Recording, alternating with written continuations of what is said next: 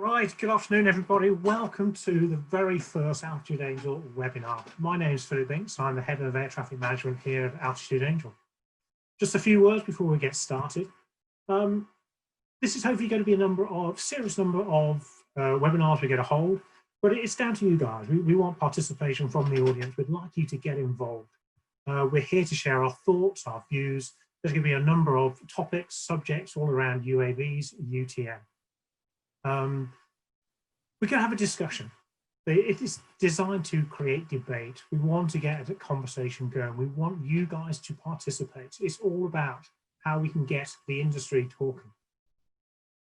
We don't always agree ourselves in the office. You know, it's quite right. We shouldn't be agreeing to everything that goes on. We have a good, healthy conversation, a good, healthy debate, and that's what we're here today. So let's get started. Let me introduce the team we have today, the volunteers we have today. First of all, we have Mike Gadd. He's our Head of Certification Regulatory Affairs. Some of you may have known him for his time spent at the Civil Aviation Authority. Then we have Chris Forster. He's the Chief Operating Officer here at Altitude Angel. And last but not least, we would not be here today if it wasn't for Richard Parker, the founder and CEO of Altitude Angel. Welcome to you all. So today's webinar is all around standards. A little less conversation, a little more action. But what is it that we mean by standards? Lots of people talk about regulation, lots of people talk about standards, but what do they actually mean? So to focus this meeting, get in the right direction, Mike, are you able to provide us with some clarity around what is a standard and what is a regulation? Good afternoon and thanks, Phil.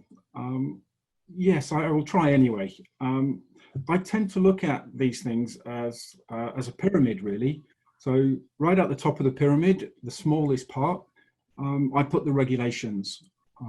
These are the legal instruments, the legislative do, don't do, must do this. So he also makes it nice and easy for us, really, because it actually calls their legal instruments regulations in the title. But in the UK, you could consider the Air Navigation Order as a legal document and therefore a regulation. Between the regulations and the standards, which I'll come on to, are requirements. These provide the detail around how you would meet the regulations. So these are things like the certification specifications that you would use for airworthiness. And then bottom of the pyramid, the standards themselves. And these describe how you would meet the requirements. So they provide the common approach and the references that help you meet the detail that's specified as a requirement that helps you meet the regulation. They typically cover a couple of areas. Let's say you've got the technical performance standards and the process and procedures standards. And between them, they give us that common reference to meet the requirements. And in particular, you know, the title really is quite helpful. It's about a standard approach. So it enables interoperability. It enables us to determine what should be acceptable to whoever has decided that standard works for them. So to summarize, a standard is really a method of showing compliance to a requirement. So hopefully that will help. Okay, Mike, thank you very much for that. It's nicely put, I think, put in that pyramid. We've got regulation at the top there, then requirements underneath, and then standards feed into the requirements and answer those requirements. Because we are limited for time today, and we just need to make sure we focus in the right areas. We don't wish to talk about specific standards. We want to talk about the setting of the standard, the usefulness of the standard, and how they arrived. What standards are being proposed here, and how useful are those standards to industry, moving the industry forward? So to start off with though, something you touched upon there, Mike, was interoperability and the communication between, we're needing that common standard. Therefore, is it possible to have a collaboration and interoperability, but without having a standard in place? Perhaps Richard or Chris, you might be able to answer that first. Yep, absolutely. So hi everyone, it's great to have an opportunity to to address you all and hopefully to answer some of your questions as well. So that's a good question. Is it possible to collaborate without a standard? And the answer to that is absolutely yes. That seems to be the default for pretty much how any technical companies collaborate with any other agencies or organizations. And many technical systems have existed for decades without a formal standard. And actually, one of the things that we see very early on in the UTM industry is without a specific standard governing a specific activity, really the only way to collaborate and interoperate with each other's systems is to build specific links and to build specific mechanisms to do that. And the important thing to remember is typically for a good software company, that's not particularly difficult to do. We have abstractions over our own systems that mean that we can integrate with other systems and bring that data into our platform in a common way. So, the absence of a standard absolutely doesn't prohibit collaboration. What I think it is worth calling out, however, is, if you're planning to scale that collaboration into potentially hundreds or thousands or tens of thousands of participants, then clearly it would be very helpful in certain areas to have a standard or to have an agreed approach for doing that. But, as I'm sure we'll discuss later, there are different types of standards and there are different ways of setting out how that cooperation should happen. So I think when we were discussing, some of the content that we wanted to get out there today, certainly there are standards which govern what data should look like and how that should be exchanged versus separate standards which govern how that data is exchanged. So the protocol is separate from the definition, etc. And we see a lot of different confusing proposals, including all of these things going on in the early kind of UTM world. So I'm sure we'll get to discover and talk about a lot of that as we go through. Yeah, I think we did a project in 2018, Operation Zenith, where we brought together quite a large number of parties here. And we had open interfaces. I wouldn't have at that point said it's a standard. I think we're able to actually demonstrate and experiment with the technology before that formalization. And I think for innovation to move forward at a decent pace, we need to be careful not to wait for those standards to arrive, but to form I guess interoperability methods through interfaces, etc., and mature them into standards over time in a collaborative way across the industry while that technology is evolving and has evolved. I think that's a really interesting point, and a question that's come in from Dorian. It touches upon something you said, Richard, in relating to scalability, and it was certainly helped by having standards in place. But is competition in UTM development a positive thing, or is it detrimental to standardization and consistency of data? How does the standard play off against ensuring competition and therefore competitive environment is a healthy environment? I think that's a brilliant question, right? And from our perspective, cooperation and collaboration is absolutely key. Competing on the standards is not key. And actually what we see happening quite a lot of times is that the product for many organizations and bodies and companies and sometimes individuals is actually the standard. And that's really that's not particularly helpful, right? So I think, whether you're a large company or an individual, you've got to ask the question, what is your level of expertise to be participating in this debate? And overall, can we still achieve what we need to achieve without the standard being there? But again, having that underlying competition is going to be aided by a reasonably open framework. If what the framework should do is provide a common bar that everyone can meet, what the framework should not do is provide for a monopoly or provide a bar that very, very few can hit. Otherwise, we have a very difficult situation. And then, of course, the standards are driving the opposite of competition. And maybe I can just add in on that like with all standards that are defining a common approach, the devil is always in the detail. And so there's this aspect that you can put a common framework together that is driven by a single technical solution. But that technical solution is defined way down in the devil of the detail of the standard. So just a cautionary tale that it's not just about the subject, it's about the implementation that's contained within a standard to make sure there is this open competition in the subject, and the standard isn't actually becoming a bit of a closed shop of itself. So how would you propose you do that then, Mike? Because there's certain companies that have far greater influence over a direction an NSP or a company may take, or correction, a country may take. So how can we get that balance right, where the smaller company will get their voices heard, and therefore we can move forward in a more, I suppose, proactive and healthier way?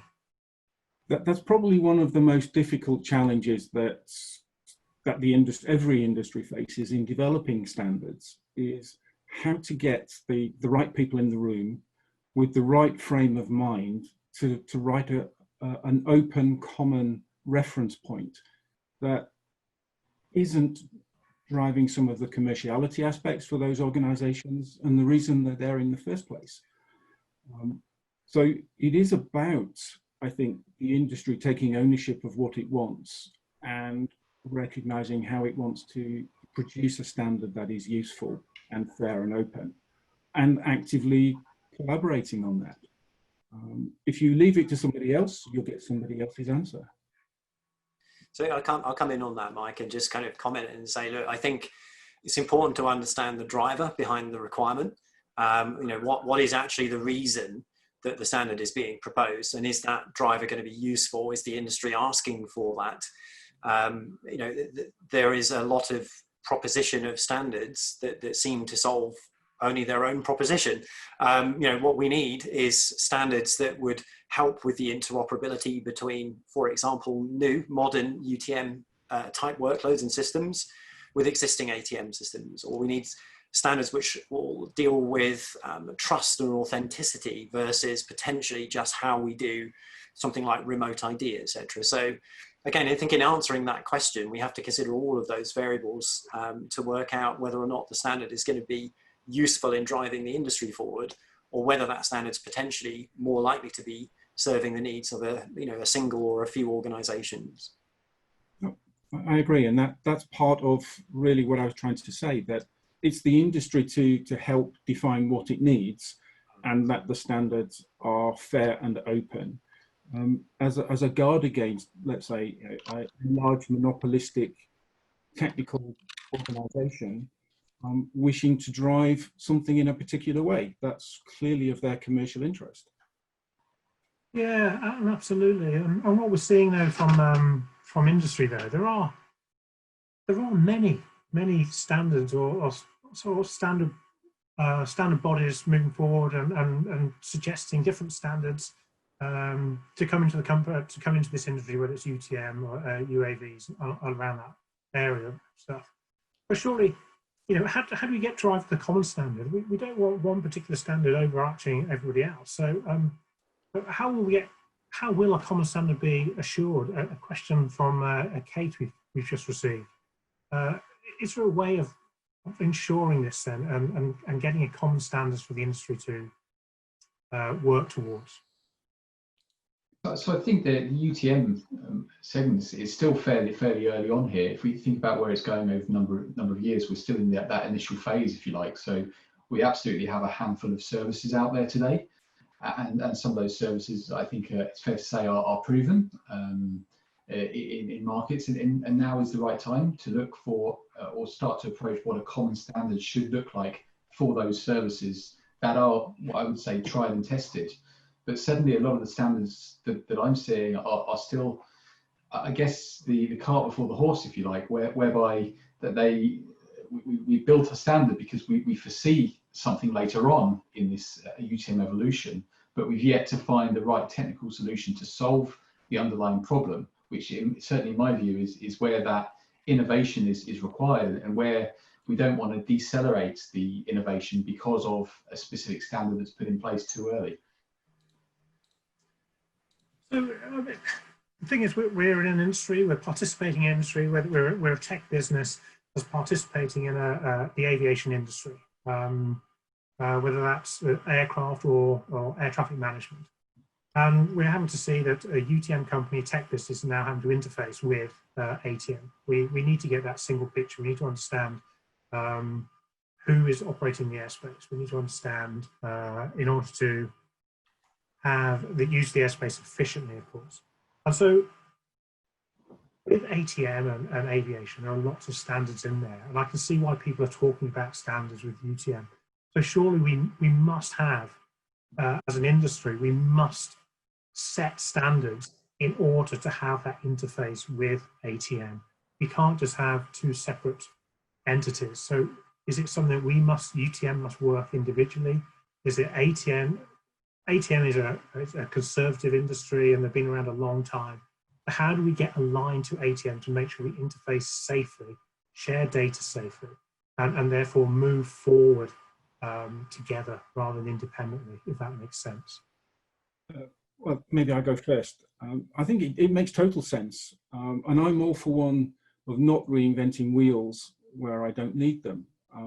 So if we have standards that are good, accepted in the ATM world, and in the main, they can work for the UTM world, then we evolve them, we develop them, we solve the gaps that are needed to make it work. We don't recreate from square one, we don't start again. We already have hundreds, if not thousands, of different standards, all addressing different aspects. So let's use what we've got where we can. In using them, we will identify the gaps, we will identify where they need to be amended, and then we take it forward. Yeah, absolutely. So, so really, I think for me, it's understanding then what standards do we need to have? What are the problems we need to solve? Therefore, what standards do we need in order to get this interoperability? And especially with our legacy, with air traffic management today. Really interesting point that we can probably add in there, Phil, and just kind of take a step back and remind ourselves, because it's very easy to get stuck in the trenches here when we're talking about standards and we bunch them all together, but they do different things and they set out different different procedures, different mechanisms for accomplishing those things. So you have procedural standards, which govern how we should do a thing. And then we have the technical standards, which much more govern a particular implementation or a way of satisfying that requirement between providers. And so it is that, as a UTM provider, we could benefit from standards that help us acquire information from a regulator, for instance, about the airspace or about the position of aircraft. Equally, we could potentially benefit from standards that help us discover other UTM companies operating in the same geographical region and exchanging and facilitating data there. And then, of course, we could benefit from some standardization of what it is a UTM is and what it is meant to do and what the services are and how it should do those and how we should agree that they are, all equal, so that if you choose a service from one UTM provider, you're getting a consistent quality of service across those. So, one of the things that I struggle with is when we bunch all of these things together and just say we need standards. We need standards that are appropriate for the problems we actually have. And initially, to have that discussion about what standards we need, we really ought to be asking the people who are having the pain today, those are the people with production systems, where is the difficulty that you face and how could the introduction of the standard here benefit that cause? I don't really see that happening in the industry today. What I do see, on the other hand, is a lot of sort of solution first approaches and then trying to backport those into standards. And actually, I think that will just create more of a fragmented market as we go forwards, because we'll end up having standards based on particular products, and products don't particularly seem to have a very aviation grade timescale, right? Products have a year or two lifespan and then they get recycled, upgraded and changed. And we can't base our interoperability off of an individual company's product development life cycles. So I think it's just worth having that as context, that when we're talking about those standards, they're not all technical standards, they're not all procedural, there are different areas. And we should always frame that question, is this standard appropriate for this particular use case? So with, again, touching on, with UTM then, nobody's clearly defined what UTM is. UTM is in different parts of the world. You ask different people within the industry exactly what UTM is, and you'll probably come up with different answers, to be quite frank. So how can standards then help UTM then? How can it drive UTM forward? I don't think, and is it going to vary from country to country? So how does that help our change that if it wants to operate in the US as well as operate in Europe? Do we need two completely different systems? Yeah. How do we move on from here? I'm happy to get the ball rolling, but I would welcome input from Chris and Mike. I'm sure there are lots of bits to say there as well. But I think, I'm going to come in off the back of where you left off there, Phil, with the whole notion that UTM is not really a common standard in and of itself. I still bump into people who have been, or profess to have been in the industry, for a number of years and consistently confuse what I think is a UTM or what Outage Angel perceives to be a UTM with, an app for a drone operator. It's right to say that apps for drone operators have a place in a UTM, but, an app is not a UTM. And in fact, for us, a UTM isn't a product. We can usually agree, certainly on the Outage Angel team, we have disagreements on these things, but I think we can usually agree a couple of key points. Certainly the first would be that UTM is really about the gradual introduction of more and more automation into the airspace. And if you think about that, then there are lots of different stakeholders that need to be involved in that journey, all the way through from, ANSPs in controlled airspace to drone operators, drone manufacturers, pilots who need access to these systems. And then we can probably also agree that a UTM is a complex interconnection of lots of different systems and probably from lots of different stakeholders. So, what we could probably benefit from in the industry first is agreeing what it is we actually mean when we say a UTM. And there have been some interesting moves towards that. We've got, the use space program in Europe, and FAA have, UTM, et cetera, as a sort of defined concept, but those don't really go far enough. If you choose to work with a UTM, do you get the same service today? And the answer to that is currently no. And that's because it's left up to the UTM companies to decide what are the services they wish to provide and how they wish to provide them. So let's remember, when we're talking about the applicability of standards, again, in addition to having different standards for different things, they're going to be varying degrees of usefulness for different UTM companies based on how they position what they do. Maybe I can add a little bit having a clear picture of what UTM is, whether it's a group of services or capabilities or functions. I think Richard explained that there's a vast array of capability that is necessary to say you have a UTM of whatever that is going to deliver. And that system has to integrate and work within the aviation framework of the nation state that it's functioning in, whether that's the UK or France, Germany, or the US. And that starts to say that before you can really define a UTM per se, there's an element of, well, what does the nation state want its airspace design and its airspace structure and its framework, and how UTM and unmanned and automated systems are going to engage and work with the existing systems of traffic management. So that there's almost a precursor element of understanding that framework to be able to define how UTM works in that country, what the roles and responsibilities and expectations are. And then you have a picture that you can start to decide of that functionality and capability. Have we got standards already, or do we need some new stuff? Or do we need to amend what we've got to make it all work together? I think coming on to there then, Mike, what you just said there, is this, it sounds like there's almost a lack of leadership, but this is certainly not what I want to go down. I don't want to go down the route of let's go and bash the regulators, because that's an easy answer. I don't wish to go down there. I think they do a fantastic job in the UK and many other countries in the world. So, but how is it therefore, if we need a little bit more structure, a little bit more leadership coming forward, what is it that we can do therefore to support the civil aviation authorities? Is it the civil aviation authorities that need support in providing this direction? Is it the ANSPs like that provide that, the leadership and support. If this is all about airspace management, where should we be looking then for that direction and leadership? I think it's all of the above, and not just the regulator, but you've got to start going into things like the Department for Transport, who are looking at the strategy for the UK moving forward. The technical organisations have the clearest picture on the capability of the technology and the pace of change. As an ex-regulator, I know how difficult it is to keep up with that pace of change and keep aware of that, along with all of the other work and jobs that you have. So yes, they need to understand the technology to be able to decide what route to take forward. And that makes it a two-way conversation.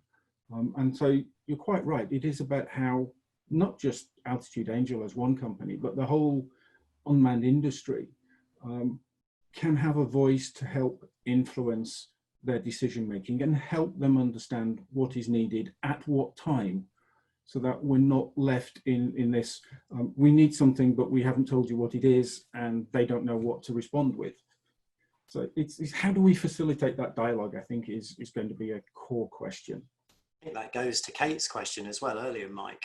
She asked, how will common standards be assured? Well, it's not necessarily just about ensuring a common standard, it's about ensuring that they're appropriate, and it's that collaboration, as we answered earlier, that is key to helping the regulators to ultimately regulate for the standards that will ultimately help the industry go forwards, and rather than set it back. And that is an education piece. And I think a lot of us that have been involved in the UTM industry enjoy that conversation, enjoy that dialogue with regulators. But it's also, as Mike said, it's not just up to regulators, or in some countries, it's not even up to the regulator to decide what they should be doing, just how they're going to make sure that it's safe, or reacting to whatever the political will of that country is. So, I think we could definitely benefit from, in the territories in which we operate, we could definitely do with a grander vision from a lot of the different countries around what it is they'd like to see. But I see different government departments sometimes confusing that creation of that vision with the imposition of how they'd like that to be delivered. And as anyone in IT has ever told you, quite often the customer is not actually the best person to tell you how to fix the problem. They can define what the problem is, but asking for example, a 2-bedroom house, but you've got to build it with 3 bedrooms, isn't going to be the way to solve this problem. So we need to have that cooperation and that collaboration, good vision from a country, and a cooperative regulator who's really open-minded, wants to listen to all the participants, but also is good enough to get through all of the political and all of the commercial bias along the way, because that's when you get truly impactful, truly useful regulation. And that's got to be a tough job. I don't envy regulators for that. And again, that's a really key point, isn't it? This all comes down to commercialization here. We've joined this industry. We're not here as a charity. We joined this industry to obviously to make money and to facilitate the drone industry and allow safe access to airspace. So Chris, as the Chief Operating Officer at Altitude Angel, these standards then, are they, as they stand today, are they helping us as a company move forward, as the industry move forward, and to realise commercial opportunities? Or are we still at a stand where the industry is still a little bit immature at the moment, and we're not ready to adopt standards, and therefore a little bit more action is required before we take on those standards? Yeah, I think you could argue on both sides, actually. I think there is something to be said that some sort of common standards for certain aspects of interoperability may support the acceleration of a project where you have multiple stakeholders involved. But could that be done by just having kind of an open and defined interface that's shared between the participants? I think from a commercial point of view, it's really important that we don't stifle the innovation and the ability to get products and solutions out there that can solve real problems today, because we're waiting for some standard to come along. I think the standards can come and they can absolutely be collaboratively formed and even retrofitted on solutions in some cases.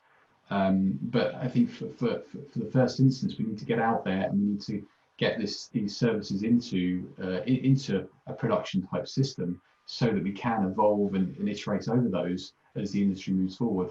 I think it's not going to be version 1 of UTM or a UTM service today, and then 20 years time we're going to come with version 2. There's certainly going to be a fast pace of iteration over these solutions, which require a more agile approach. So with that in mind then, and again, to realise the commercial value of drones and to allow access to airspace, whether it's UAM, whether it's a delivery service beyond visual line of sight, to open up that marketplace. Standards will be required. But where do you see today then? What are those gaps then? What do we want filling today in order for us to realise that? Because there are obviously blockers here. So otherwise, it would all have been done. There must be something that we need to move this industry forward the very next step. I mean, if you're talking about the commercialization, I think there is that foundation technology being built today, and whether you advocate for kind of a centralized or decentralized model of some sort here, based on what we've seen both in Europe and the US from an opinion perspective, there is room to start looking at how we at least start to pay for some of those services to be put in place. We've seen proven cases of that happening around the world already.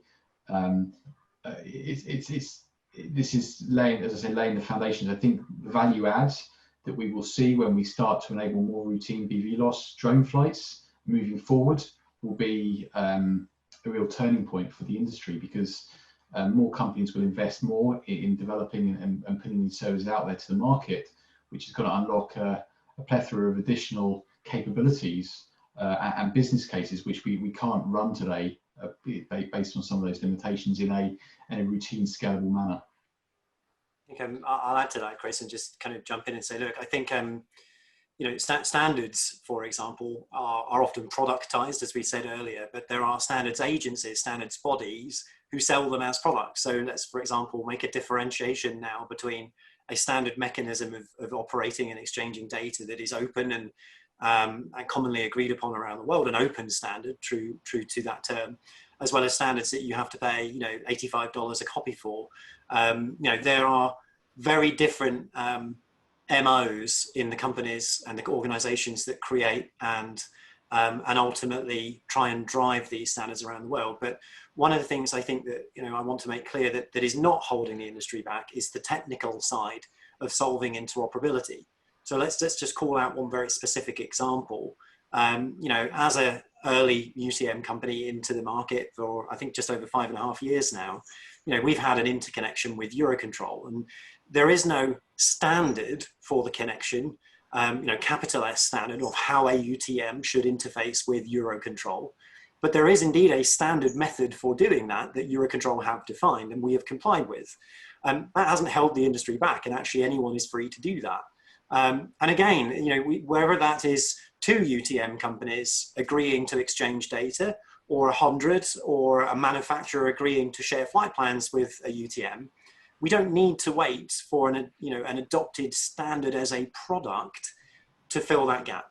And I think that's the key point or one of the key points from us really is I think when we put the title together for this, or our comms guy put the title together for this, we were really trying to drive home the fact that action is what will create the necessity and highlight where the gaps are.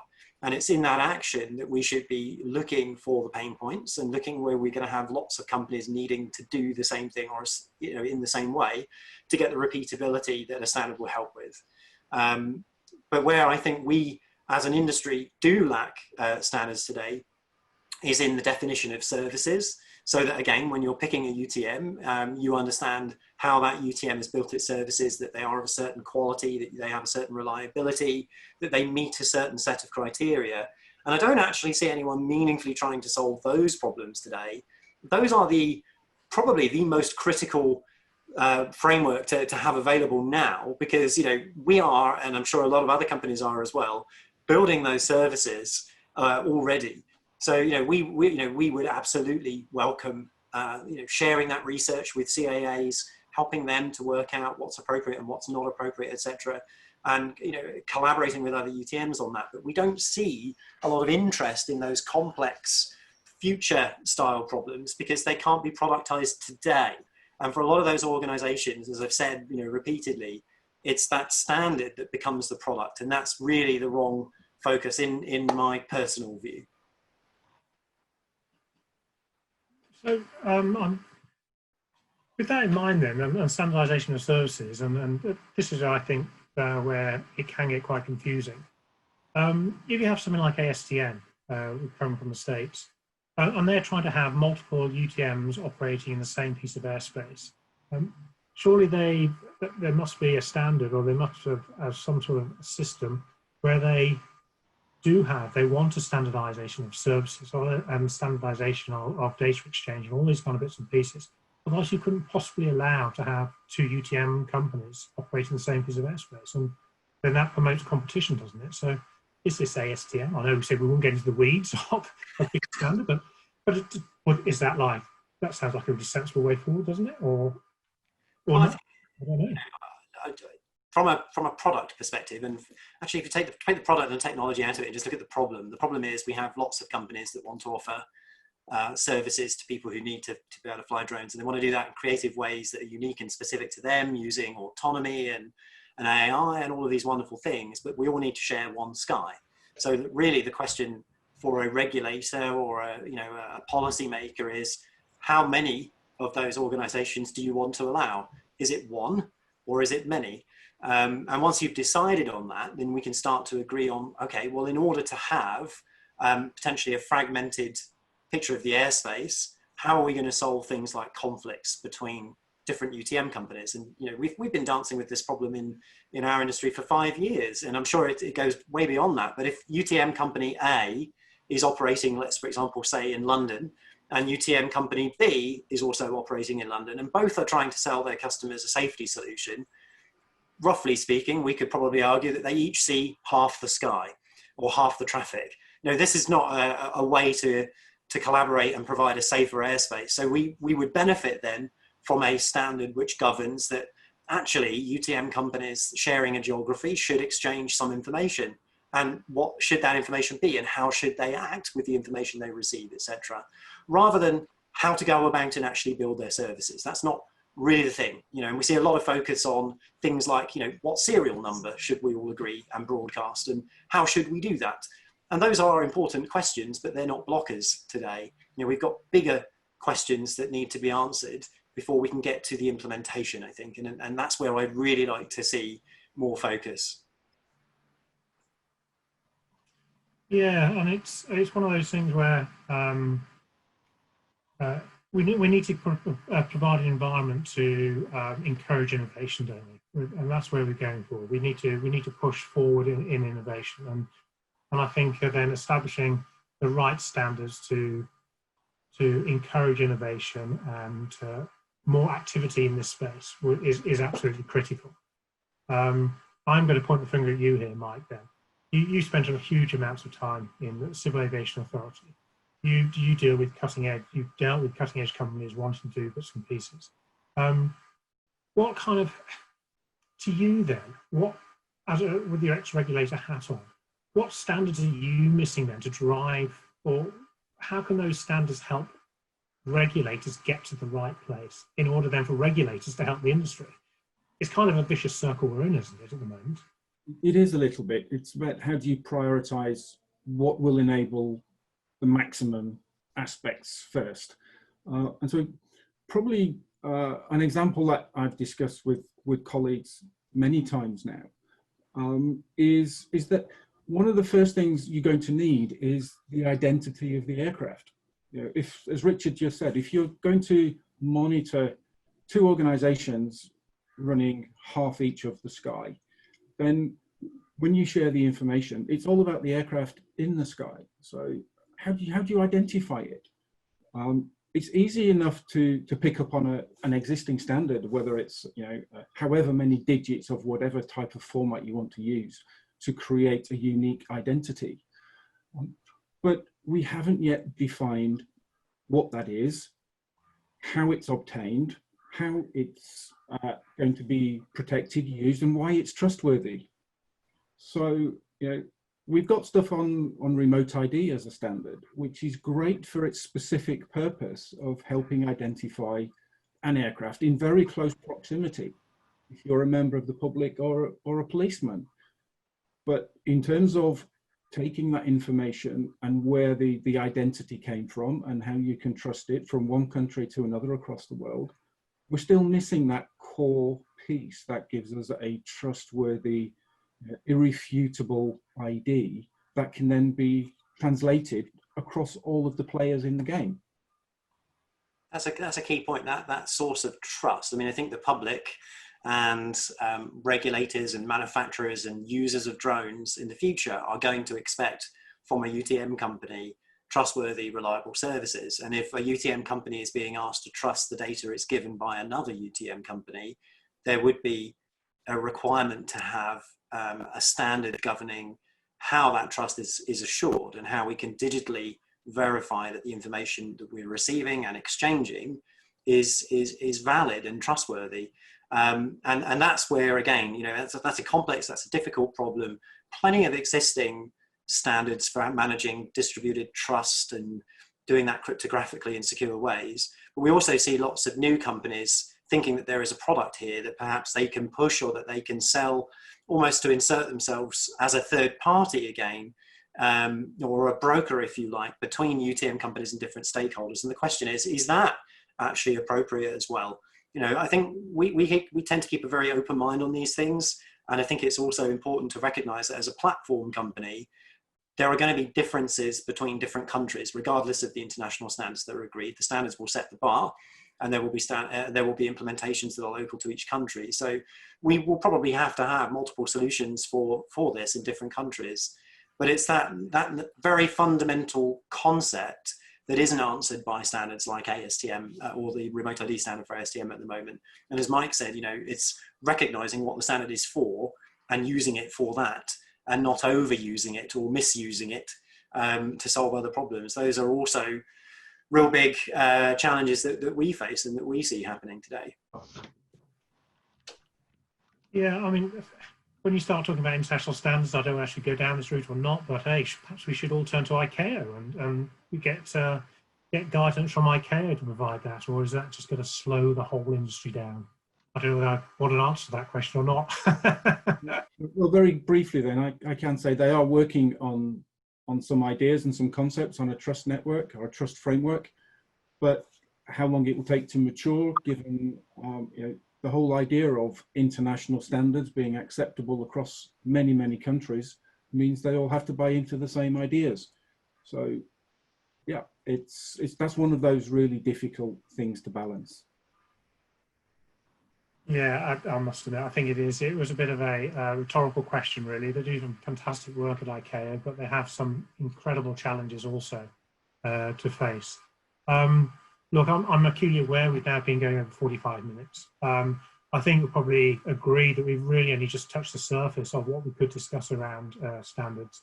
There are so many elements to UTM, to UAVs, accessing airspace, how we get to interface with legacy systems, how we get to move the industry forward in a safe and responsible manner. The data sharing in and around standards, we must get that right to have an open competitive marketplace. Absolutely, we must trust it. We must be able to have a trustworthy source of data. There's huge amounts there. So if I could then, as we're winding up now, if I could just have your final thoughts, final input before we wind up, would be absolutely fantastic. Mike, perhaps I could start with you. Sure, well thank you. I think for me, it's clear that standards are a tool that help different players work together, either to build systems and services that address what the market is looking for, or to help, or to help the regulators determine that those solutions are fit for purpose. So for me, in terms of standards, I see the challenge is quite clear in understanding what those systems and services need to be and how they fit into the airspace that we have and how that needs to evolve going forward.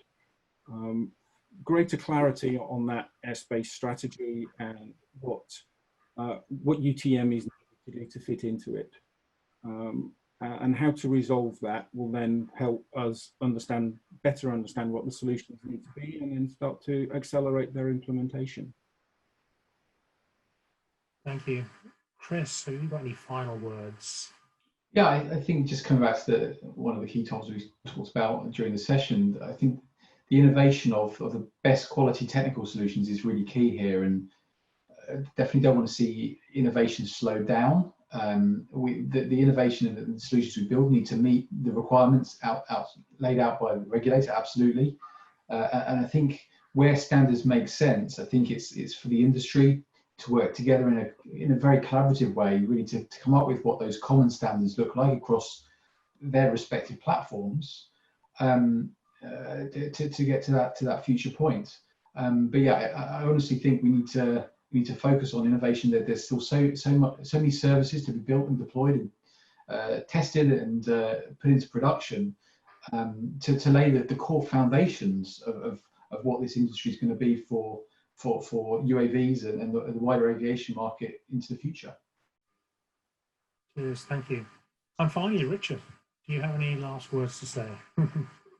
Well, anyone that knows me knows that I'm going to struggle to condense my thoughts into a 1 minute time frame. So I promise I will keep it fairly short. But I think for me there are just two real themes. I mean, just to also just call out, I've seen there's just a plethora of questions that have come in, and we've got a lot during the registration process. There's even more coming in now, and I really wish we'd allocated a bit more time to do this. So I think we'll have to aggregate these into some common themes and do these in future webinars. So I think just in terms of final thoughts from me, I think I would focus on the fact that, look, standards are absolutely an important tool enabling the evolution of UTM, but they are just a tool, right? They're not a panacea. And I think it's important to recognize that standards, plural, cover different aspects, and some of those are technical, some of those are procedural, but all of them are a means to demonstrate or comply with a requirement or a regulation, right? And it's that careful articulation of the regulations is therefore key to identify the areas in which standardization is going to be helpful to the industry. Standardization as a purely academic activity, or in and of itself, shouldn't be the goal. And the industry should be very mindful, I think, of standards bodies, companies, individuals developing or proposing such standards, either in a vacuum or where that standard is effectively just a product for them. So, I would just leave that as a cautionary tale, and then just remind folks that, the problem that UTM companies are here to solve isn't traffic management. It's about the airspace, and it's about the integration of this traffic into the airspace and getting the industry literally off the ground and into the air. So that's really where we should be thinking about where these standards should be coming from and how we want to use them. Well, thank you very much. Thank you very much to the panels there. As I bring the webinar to a close, firstly, can I say thank you very much to everybody who's participated, all the questions that have come in. We've had many, many questions. We just haven't really been able to answer those questions. We'll endeavour to get back to you. But please, if you have any further questions, don't hesitate to come on, contact us, social media, Twitter, LinkedIn, altitudeangel.com. And I'd like to thank the panelists as well. Richard, Chris, and Mike, thank you very much for your input. As I said, we have another webinar scheduled for the 11th of August. It will involve Richard Parker again, Richard Ellis, and myself. And we'll be looking at more into BVLOS operations and how we can enable that industry. So until then, thank you very much. Keep asking those questions. Please approach us. Please start sending in questions through hello at altitudeangel.com, and so on and so forth. And we'll be with you all next time. Thank you very much. Thanks very much, everyone. Thank you. Thanks.